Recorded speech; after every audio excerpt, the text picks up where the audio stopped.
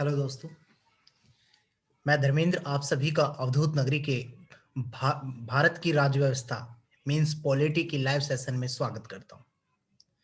आज हम जो चैप्टर पढ़ने जा रहे हैं उस चैप्टर का नाम है मूल अधिकार, फंडामेंटल राइट, जो कि हमारे पेपर के व्यू से, अगर एग्जाम के पॉइंट ऑफ व्यू से देखा जाए तो काफी इंपॉर्टेंट है ये चैप्टर। तो उस चैप्टर को कंटिन्यू करने से पहले हम ये जानते हैं कि अवधूत नगरी क्या है। अवधूत नगरी एक ऐसी संस्था है जहां पर आप किसी भी प्रकार की सिविल सर्विस एग्जामिनेशन की प्रिपरेशन कर सकते हैं, प्री और मेंस की तैयारी कर सकते हैं और साथ ही हमारी क्लासेस को यूट्यूब पर भी लाइव देख सकते हैं। और अधिक जानकारी के लिए आप हमें दिए हुए नंबरों पर संपर्क कर सकते हैं या फिर वेबसाइट विजिट कर सकते हैं। रेफरेंस कोड का यूज करके फीस डिस्काउंट भी पाया जा सकता है। तो आइए सेशन को हम स्टार्ट करते हैं। जैसा कि मैंने बताया, आज का जो हमारा चैप्टर है, चैप्टर नंबर 7 लक्ष्मीकांत की बुक से है। चैप्टर का नाम है फंडामेंटल राइट, मूल अधिकार। आज हम पार्ट 1 पढ़ने जा रहे हैं और पार्ट 1 में क्या क्या है उन चीजों को कंटिन्यू करते हैं। जैसा कि चैप्टर का नाम मूल अधिकार है, फंडामेंटल राइट, तो पहले तो हमें यह जानना है कि मूल अधिकार होते क्या है। तो मूल अधिकार का तात्पर्य एक्चुअली उन आदर्शों से है जो देश में व्यवस्था बनाए रखने, राज्य के कठोर नियमों के खिलाफ नागरिकों को आजादी की सुरक्षा प्रदान करते हैं। ठीक है, एक तो देश में व्यवस्था बनाए रखने का काम करते हैं और नागरिकों को, मतलब यानी कि जो आपके आजादी होती है, जो राज्य के कठोर नियम होते हैं उनसे बचाकर नागरिकों की आजादी या सुरक्षा प्रदान करती है, उसी को एक्चुअली मूल अधिकार कहते हैं। या कह सकते हो आप कि जो विधानमंडल के कानून के जो तानाशाही राज होते हैं उन तानाशाही को भी ये कम करती है या मर्यादित करती है। जो मूल अधिकार है संविधान के भाग 3 में और अनुच्छेद 12 से 35 तक इनका विवरण दिया गया है। याद रखें, आर्टिकल 12 टू 35 तक मूल अधिकारों का विवरण है। और संविधान के भाग जो 3 है उसे हम भारत का मैग्ना कार्टा के नाम से भी जानते हैं। याद रखना ये चीज, भाग 3 को भारत का मैग्ना कार्टा के नाम से भी जाना जाता है। और मूल अधिकार जो हमें प्रदत्त है, जो दिए गए हैं, उन्हें संविधान द्वारा सुरक्षा और गारंटी भी प्रदान की गई है। और ये व्यक्ति के भौतिक, बौद्धिक, नैतिक और आध्यात्मिक विकास के लिए बहुत ही महत्वपूर्ण है। अगर देखा जाए तो मूल रूप से हमें पहले 7 अधिकार दिए गए थे। देखिए लिखा क्या है, प्रदान किए गए थे। ठीक है, मतलब अब है नहीं, या तो इनमें से कोई है नहीं तो प्रदान किए गए थे। मैंने ये नहीं लिखा है कि यहां पर हैं। 7 मूल अधिकार दिए गए थे। तो पहला तो समता का अधिकार, जो कि आर्टिकल 14 टू 18 तक है, आर्टिकल 14 टू 18 तक। दूसरा है स्वतंत्रता का अधिकार, आर्टिकल 19 टू 22 तक। तीसरा है शोषण के विरुद्ध अधिकार, आर्टिकल 23 से 24। चौथा है आपका धर्म की स्वतंत्रता का अधिकार, आर्टिकल 25 टू 28। पांचवा है आपका संस्कृति एवं शिक्षा का अधिकार, ठीक है, आर्टिकल 29 टू 30। इसके बाद जो आपका अगला है वो है संपत्ति का अधिकार, आर्टिकल 31। और फिर उसके बाद लास्ट आपका संवैधानिक उपचारों का अधिकार, जो कि आर्टिकल 32 है। अब देखिए 44वें अमेंडमेंट के द्वारा, 44 संविधान अधिनियम के द्वारा जो आर्टिकल हमारा 31 है, मीन्स जो संपत्ति का अधिकार है, इसे हटा दिया गया, अब ये नहीं है। तो अब हमारे पास कितने अधिकार बच गए, फंडामेंटल राइट्स? अब जो है हमारे पास 6 अधिकार बच गए हैं। ठीक है, तो और ये हटा कब? 1978 द्वारा, जो मूल 1978 द्वारा जो हमें मूल अधिकार मिले थे। ठीक है, तो 1978 के 44वें संविधान संशोधन द्वारा। याद रखें, कई लोग कंफ्यूजन हो जाते हैं कि 42वां संविधान संशोधन कहीं 1976 वाला तो नहीं है। तो 1976 का आप लोग याद रखना। ठीक है, संविधान में 3 शब्द जोड़े गए थे। ठीक है, वो है 42वां आपका अखंडता वाला, जो है धर्मनिरपेक्षता नहीं होता वहां पे, पंथ निरपेक्ष, ये भी बताया है। ठीक है, तो अखंडता वाले जो शब्द है 3 हमारे, वो 1976 के 42वें संविधान संशोधन में जोड़े गए थे। और ये है 44वें संविधान संशोधन 1978 द्वारा इसे हटाया गया है। और जोड़ा कहाँ गया? संविधान का जो भाग 12 है उसका अनुच्छेद जो 300 क है उसके तहत इसे कानूनी अधिकार बना दिया, कानूनी अधिकार बना रखा है। ठीक है, तो ये तो हो गए हमारे मतलब यानी कि वो अधिकार जो हमें प्रदत्त है, जो दिए गए हैं, पहले 7 थे अब 6 है। आपको बता दिया 44वें संविधान संशोधन द्वारा जो आर्टिकल 31 है संपत्ति का अधिकार, उसे वहां से हटाकर 300 कै में जोड़कर कानूनी अधिकार बना दिया गया। अब इसे याद करने की मैं आपको एक ट्रिक बताता हूं। वो याद कैसे होगा, मान लीजिए जैसे ये आपका हाथ है, ठीक है, याद रखना इसे, आपके सामने आपका हाथ है, जो पहली उंगली है, ये उंगली जो है आपकी सबसे छोटी है ना, ठीक है। जब छोटी है तो देखो ये बड़ी है, तो छोटा बड़ा हो गया ना, तो ये कह रहा है भाई मुझे मतलब इन्हीं को बराबर करो, समान करो, समानता का अधिकार। ये क्या कह रहा है, समानता का अधिकार। एक मिनट गाइस, जो कि आर्टिकल 14 से लेके 18 का हो गया, ठीक है। याद रखना आप लोग, छोटी उंगली कह रही है मैं सबसे छोटी हूं, मुझे बराबर करो सबके, तो वो हो गया आपका आर्टिकल 14 टू 18 समानता का अधिकार। दूसरी उंगली, दूसरी उंगली क्या है, ये कह रही है यहां पे, एक मिनट गाइस, एक मिनट, देखिए दूसरी उंगली क्या है, ये उंगली लगभग आपको पता है रिंग पहनने के लिए यूज की जाती है, शादी के बंधन, ठीक है। तो ये उंगली कह रही है भाई मुझे आजाद करो, मुझे आजाद करो शादी के बंधन से, मतलब जैसे आजादी पाना चाहते हैं ना, तो वही स्वतंत्र करो। तो ये हो गया आपका आर्टिकल 19 टू 22, आर्टिकल 19 टू 22 स्वतंत्रता का अधिकार, ठीक है। तीसरी उंगली की बारी आती है, तीसरी उंगली कहते हैं ना कई बार उंगली दिखा के, ठीक है, ओके, उंगली दिखा के, तो ये क्या है, शोषण करते बड़े लोग, तो ये शोषण के विरुद्ध अधिकार दिया गया आपका आर्टिकल 23 टू 24। अब देखिए अगली उंगली की बारी आती है,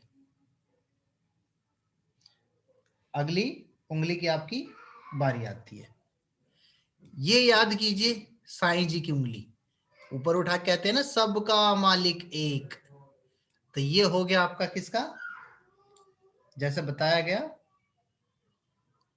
शिक्षा का, सॉरी, धर्म की स्वतंत्रता का अधिकार, धर्म है ना, ठीक है, धर्म की स्वतंत्रता का अधिकार, ओके।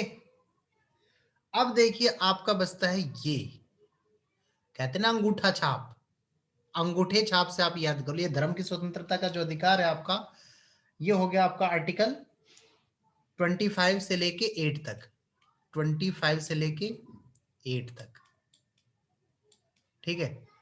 अब अंगूठा छाप कहते हैं, मैंने बताया, तो अंगूठा छाप मतलब शिक्षा का अधिकार, और शिक्षा का अधिकार हमारा कौन से आर्टिकल से, संपत्ति संस्कृति और शिक्षा का, आर्टिकल 29 टू 30, आर्टिकल 29 टू 30, ठीक है।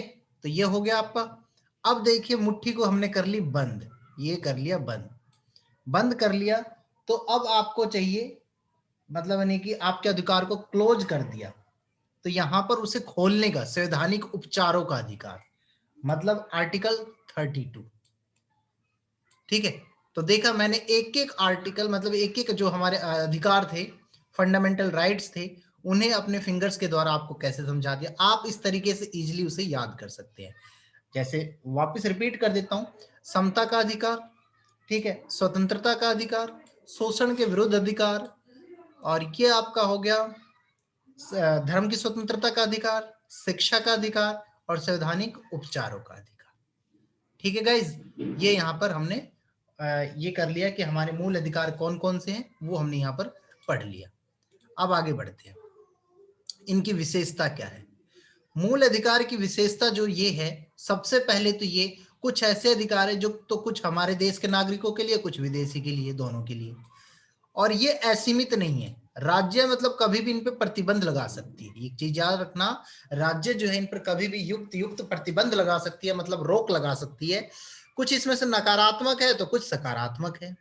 न्यायोचित है, मतलब यानी कि मान लीजिए अगर हमारे मूल अधिकारों का हनन होता है तो हम न्यायालय पहुंच सकते हैं न्याय के लिए, न्यायालय द्वारा ही इन्हें गारंटी और सुरक्षा प्रदान की जाती है, और ये स्थायी नहीं है, संशोधन के तहत इसमें कटौती की जा सकती है, ठीक है। और आपको पता है सारे मूल अधिकार हमारे निलंबित हो सकते हैं 21 और 20 को छोड़कर, 20 और 21 को छोड़कर। अगर कोई आपातकाल पड़ता है, ठीक है, तो उस समय हमारे सारे मूल अधिकार निलंबित हो जाते हैं सिर्फ 20-21 को छोड़कर। ठीक है, कोई फौजी कानून अगर लागू हो रहा है किसी एरिया में तो वहां पर भी हमारे मूल अधिकार जो है वो खत्म हो जाते हैं। ठीक है, अब देखिए इन्हें भी याद करने का तरीका अब मैं बता रहा हूं। आर्टिकल आपके 12 से लेके, आर्टिकल 12 से लेकर 12 नहीं 14 से लेकर, पहले 12 तो है राज्य की परिभाषा देता है, आर्टिकल 12 जो है आपका राज्य की परिभाषा देता है। ठीक है, मैं आपको बता रहा आर्टिकल 12 राज्य की परिभाषा देता है। ठीक है, और आर्टिकल 13, मान लीजिए ऐसा कोई कानून, आर्टिकल जो 13 है आपका, ऐसा कोई कानून बने जो मूल अधिकारों का हनन करे। ठीक है, आर्टिकल जो 13 है, ऐसा कोई कानून बने जो मूल अधिकारों का हनन करे तो वो अपने आप ही क्या हो जाएगा, निरस्त हो जाएगा, शून्यकरण हो जाएगा। ये आपका आर्टिकल 13 कहता है। ठीक है, अब देखिए आगे बढ़ते हैं, आर्टिकल 14 से लेके 32 तक मैं आपको बताता हूं एक याद करने का तरीका। पहले हम याद कर लेंगे ना, तो उसके बाद इनके हम डीपली पढ़ेंगे कि ये चीजें है क्या, ये क्या कहना चाह रही हैं। तो आइए देखते हैं। पहला मैंने इसे याद करने के लिए क्या किया, जैसे एक 3-4 लाइनों में एक चीज बना दिया ताकि आप इसे पढ़ लो एक बार, ये याद हो गया तो आपको ये समझो आर्टिकल 14 से लेके 32 तक आराम से याद कर लोगे। 14 से लेके 32 तक, जैसे विधि ने धर्म के लोक में छुआछूत का अंत कर उसकी उपाधि छीन ली। विधि ने धर्म के लोक में छुआछूत का अंत कर उसकी उपाधि छीन ली। पहले हम यहीं तक कर लेते हैं, उसकी उपाधि छीन ली तक ये क्या है। देखो पहला है विधि ने, तो पहला आपका याद करने का ये होता है आर्टिकल 14। आर्टिकल 14 ये क्या कह रहा है, ये आर्टिकल कहता है कि विधि के समक्ष क्षमता और विधियों के समान संरक्षण।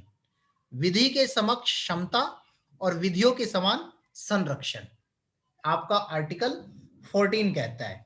अब इसका मतलब क्या है, ठीक है, इसका मतलब ऐसा करते हैं हम लोग, पहले ये कर लेते हैं कि ये है क्या, और फिर उसके बाद बागरी जब सारा कर लेंगे तो उसके बाद उसकी डीपली डिस्क्रिप्शन देखेंगे। तो ये तो हो गया विधि के समक्ष, सॉरी ध्यान रखें, विधि के समक्ष समता और विधियों के समान संरक्षण, आर्टिकल 14। ठीक है, अब अगला है, देखो मैंने लिखा है धर्म, तो धर्म जाति, मूल, वंश, जन्म स्थान के आधार पर विभेद का प्रतिशोध, मतलब प्रतिषेध।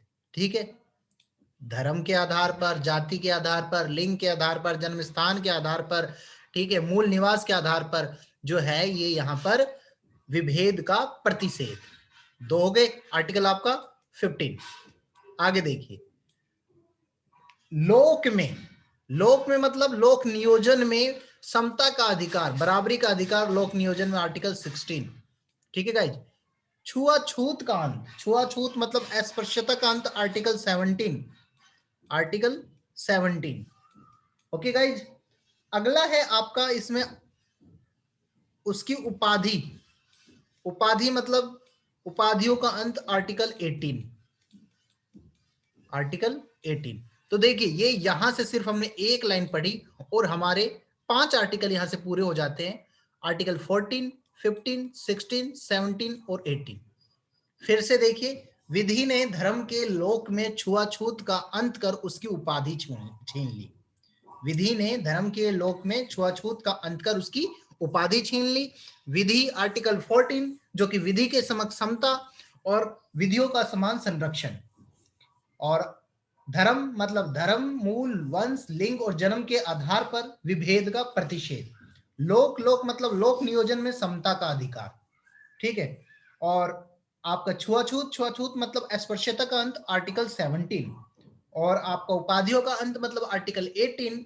ठीक है, तो इस हिसाब से हमने यहां तक आर्टिकल 18 तक हो गया। अब आगे बढ़ते हैं।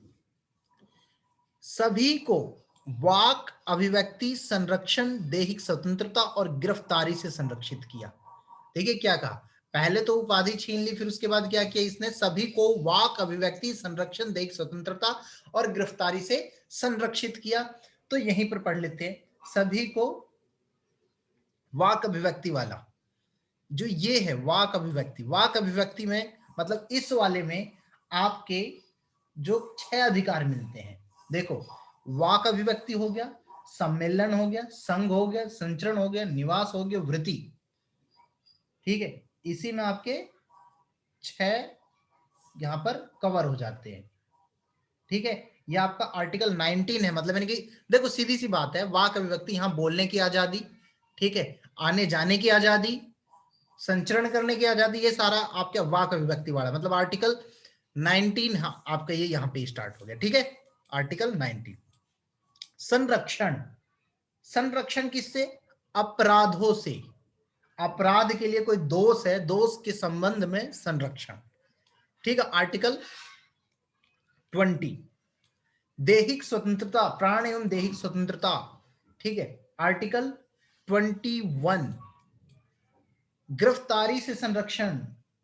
ठीक है, लेकिन यह दैहिक स्वतंत्रता एक गाइज रह गया है। ठीक है, प्राण एवं दैहिक स्वतंत्रता, उसके बाद था शिक्षा का अधिकार। तो पहले तो ये देखिए आर्ट और शिक्षा देकर यहां पे आपका आएगा, देखिए सभी को वाक अभिव्यक्ति, संरक्षण, दैहिक स्वतंत्रता तथा शिक्षा के द्वारा, तथा शिक्षा के द्वारा, ये याद रख लेना यहां पर, शिक्षा के द्वारा, ये थोड़ा लिखना मैं भूल गया। ठीक है, तथा शिक्षा के द्वारा, शिक्षा के द्वारा। तो शिक्षा के द्वारा मतलब आपका आर्टिकल कौन सा हो गया? शिक्षा का अधिकार, प्रारंभिक शिक्षा का अधिकार, आर्टिकल 21। ठीक है, और जो गिरफ्तारी से संरक्षण है वो है आपका आर्टिकल 22। ठीक है, और उसके बाद देखिए यहां तक हमने कितने कर लिए? 19 से लेके 22 तक, 19 से लेके 22 तक ये वाला। ठीक है, वाक अभिव्यक्ति 19, संरक्षण, संरक्षण मतलब यानी कि अपराधों के लिए दोष से संरक्षण वाला हो गया आर्टिकल 20, और 21, सॉरी ये आपका हो गया 20, ये 20 था, और दैहिक स्वतंत्रता, प्राण एवं दैहिक स्वतंत्रता आर्टिकल 20 जो है ये 21। ओके, 21, और 21 का जो कै है वो शिक्षा का अधिकार है। ठीक है, 21 दैहिक स्वतंत्रता भी है और प्लस शिक्षा भी है। तो मैंने आपको इसलिए बीच में लिख दिया था, नहीं भी लिखोगे तो भी चल जाएगा, मैंने बता दिया। ठीक है, नहीं भी लिखोगे तो भी चल जाएगा। यहाँ पर अभी आपको याद रखने का तरीका मैं बता रहा हूँ। ठीक है, पूरा कंप्लीटली नहीं बता रहा हूं मैं। गिरफ्तारी से संरक्षण मतलब आर्टिकल आपका 22। ठीक, तो ये हो गया हमारा 19 से लेके 22 तक। अब आगे देखते हैं, आगे क्या है? साथ में बलात् व बाल श्रम का विरोध करके धार्मिक आजादी दी। यहां तक देखते हैं। अब बलात् व बाल श्रम, आर्टिकल 14, आर्टिकल सॉरी 14 कह रहा हूं, 23 और प्लस 24, 23 और 24, और उसके बाद है आपका धार्मिक आजादी दी। अब देखिए जो धार्मिक आजादी है ना, इसमें आपका एक साथ आएगा आर्टिकल 25 से लेकर 27 तक। वैसे 25 से लेकर 28 तक है धार्मिक, लेकिन इस याद कराने के लिए धार्मिक आजादी में मैंने 3 इंक्लूड कर दिया, जैसे कि संघ में जाने की या किसी धर्म को मानने की, कार्यक्रम करने की। ठीक है, वो सारा 25 से 27। अब उपासना, उपासना मतलब धार्मिक उपासना का जो अधिकार है वो आपका आर्टिकल 28। ठीक है, और फिर उसके बाद संस्कृति की सुरक्षा के लिए, ये हो गया अल्पसंख्यकों की भाषा व लिपि की संस्कृति की सुरक्षा के लिए आर्टिकल 29। शिक्षा संस्थान बनाकर आर्टिकल 30। उच्चतम न्यायालय में जाने का अधिकार आर्टिकल 32, और 31 तो हट ही गया है, आपको पता है। तो ये हिसाब से हमने ये याद कर लिया। ठीक है, इस तरीके से आप इसे आराम से इजी तरीके से याद कर सकते हो कि ये कौन कौन सा आर्टिकल आएगा। अब देखिए इनके बारे में ब्रीफली डिस्क्रिप्शन। ठीक है, अब आती है ब्रीफली डिस्क्रिप्शन की बारी। तो हमने जान लिए कि जो हमारे आर्टिकल थे वो टोटल सॉरी, जो अधिकार थे, मूल अधिकार, वो पहले 7 थे, अब हमारे पास 6 अधिकार है। आर्टिकल 31 को, संपत्ति के अधिकार को 44वें संविधान संशोधन के द्वारा 1978 में वहां से हटाकर संविधान के भाग जो 12 है उसके 300 कै में जोड़कर उसे कानूनी अधिकार बना दिया है। ठीक है, अब हम इनके बारे में पढ़ते हैं डीपली। जो पहला हमने आर्टिकल पढ़ा 14, मैंने बताया था विधि के समक्ष क्षमता और विधियों के समान संरक्षण, उसके बारे में। तो देखिए, जो आपका आर्टिकल 14 है,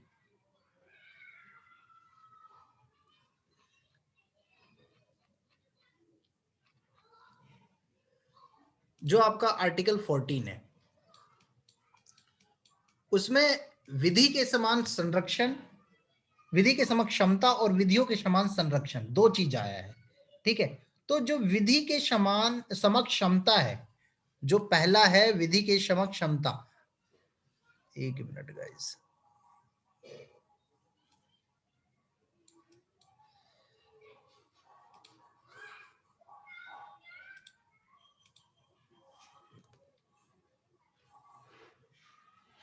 अब देखिए, यहां पर मैं आपको बता रहा था कि जो पहला पॉइंट है विधि के समक्ष क्षमता और विधियों के समान संरक्षण, जो कि आपका आर्टिकल 14 है, तो इसमें क्या है, जो विधि के समक्ष क्षमता है, ये जो लिया गया है आपका, ये कहां से लिया गया है, ये विचार जो है ब्रिटिश मूल का है। कहां का? ब्रिटिश का। ठीक है, और जो विधियों के समान संरक्षण है, ये कहां से लिया गया है, ये अमेरिका से। ठीक है, ये चीज याद रखना आप लोग, एक तो ब्रिटिश से और एक अमेरिका से।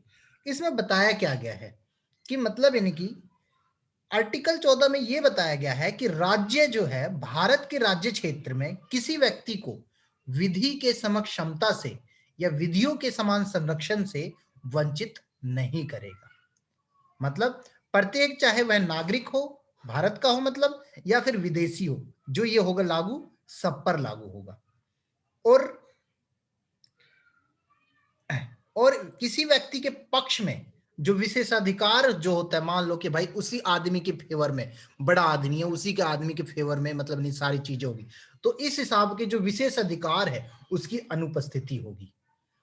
और जो साधारण विधि या विधि न्यायालय के तहत जो सभी व्यक्तियों के लिए जो व्यवहार होगा न्यायालय का, वो सबके लिए समान होगा।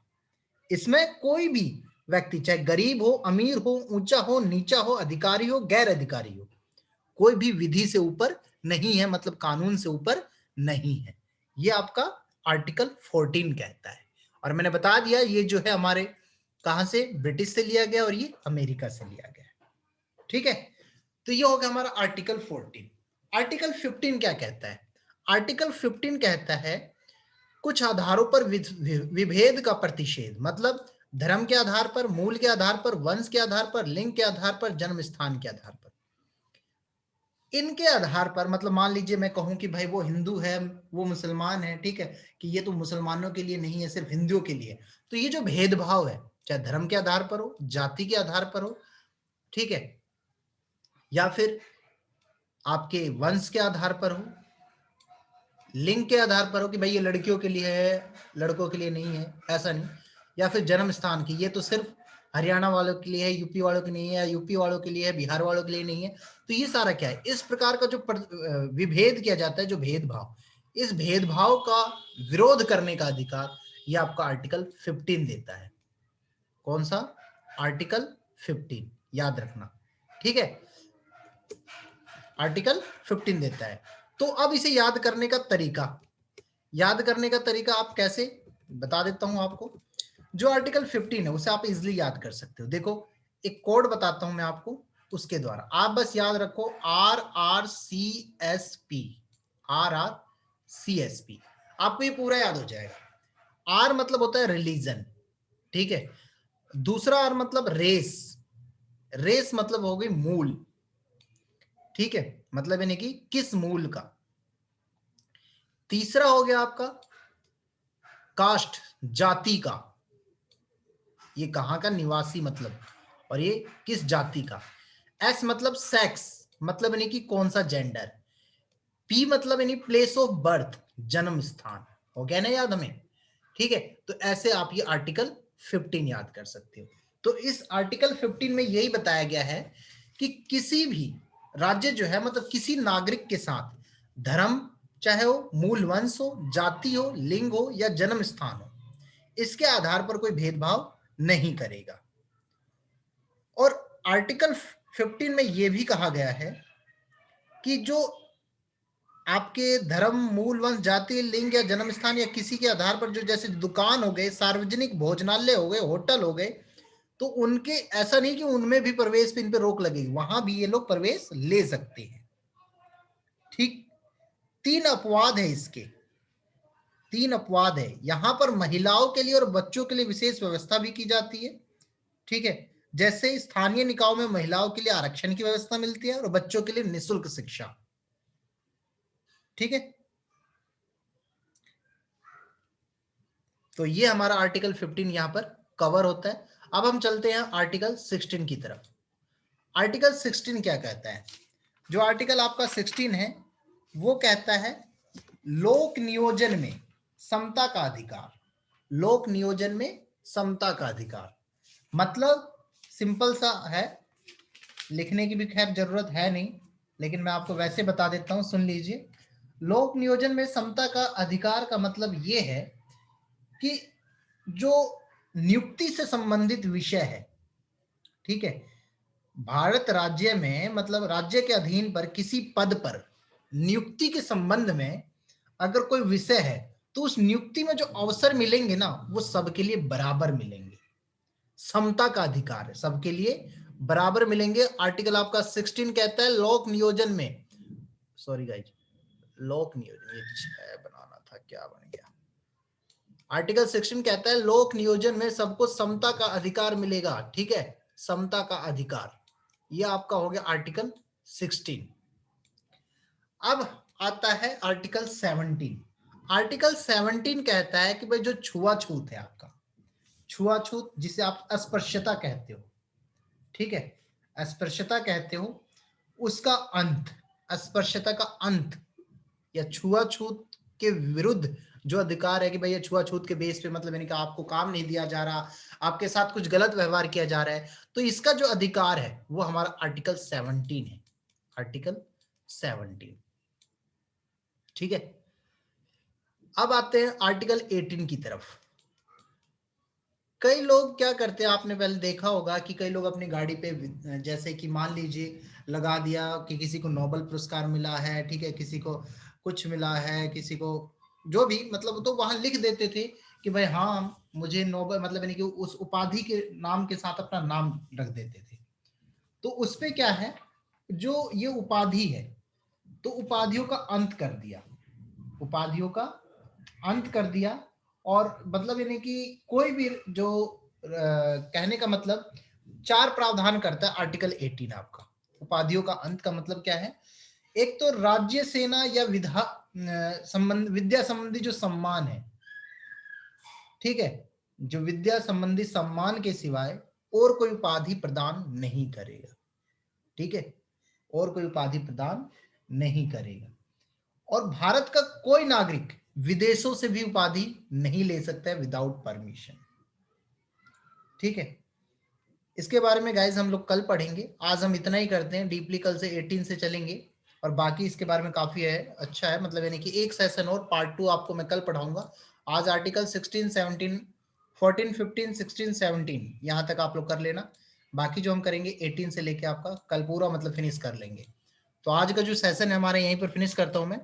आप सभी का धन्यवाद।